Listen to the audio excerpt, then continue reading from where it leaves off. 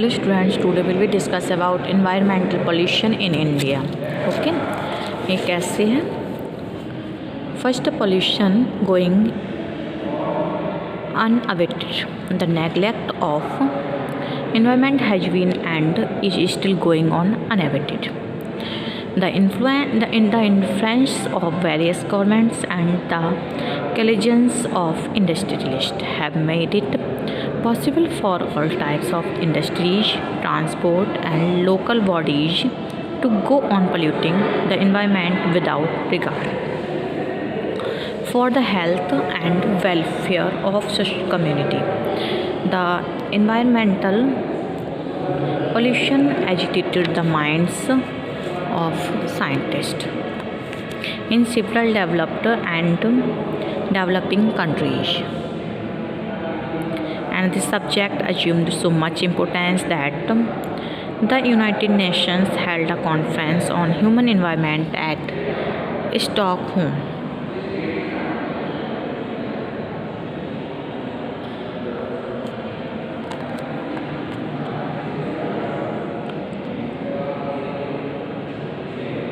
On June 6, 1972, and passed some resolution to protect and improve the environment and prevent hazards to human beings and other living creatures, plants, and property.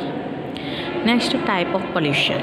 Okay, there are mainly three types of pollution. These are air, water, and sound pollution.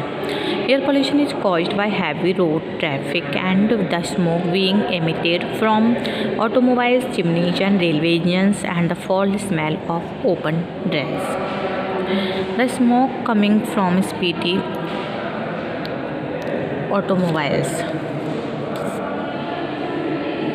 is very dangerous because it contains carbon monoxide and lead. Water pollution is caused by leaking and overflowing civil lines, untreated sewage, and industrial effluents discharged into rivers. Sound pollution is caused by loudspeakers, loud horns, and roaring engines of heavy vehicles on road and rail.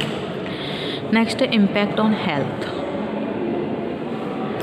Environmental pollution caused by ever increasing vehicular traffic and rapid industrialization poses serious health problems as the emissions of carbon monoxide, sulfur dioxide, hydrocarbons, oxides of nitrogen, lead, and suspended particulate matters are highly dangerous.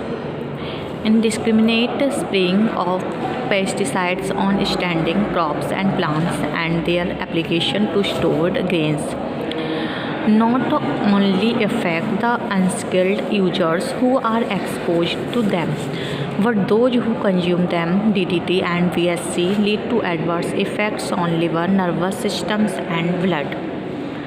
They can cause lung troubles, cancer including TB, bad throat, and eye sore. Emission of carbon monoxide from vehicles causes headaches, dizziness, and even death. Lead pollution causes brain damage, bronchitis, and asthma, and creates respiratory troubles. Water pollution causes cholera, cancer, and abdominal troubles. It leads to high and low blood pressures. In the same way, sound pollution reduces the power of hearing. The discharge materials from the industries pouring into rivers cause hazards to fishes and other creatures and plants living in the water. The result of all this is that the ecological balance is disturbed. The disturbance in ecology produces abnormalities in human kingdom, animal kingdom, and plant kingdom. Next, protection of environment. Having experienced the ill effects of industrial development, it is high time a long-term strategy for environmental protection is evolved.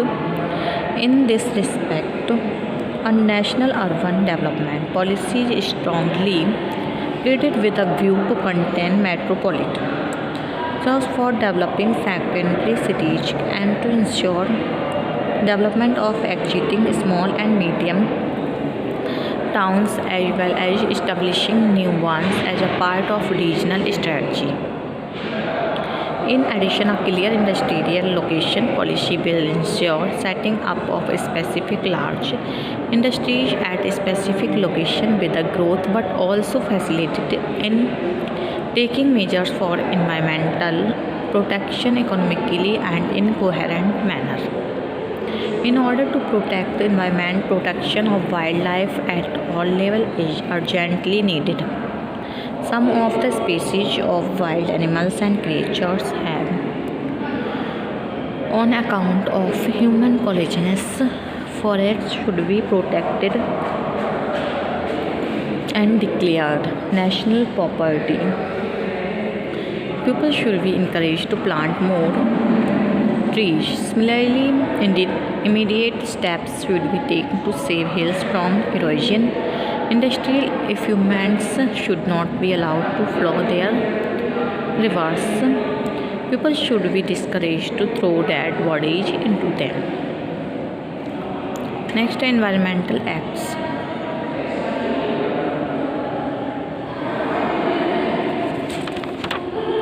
In our country, there are a number of legislations to protect and safeguard different components of environment, such as Explosive Substances Act 1908,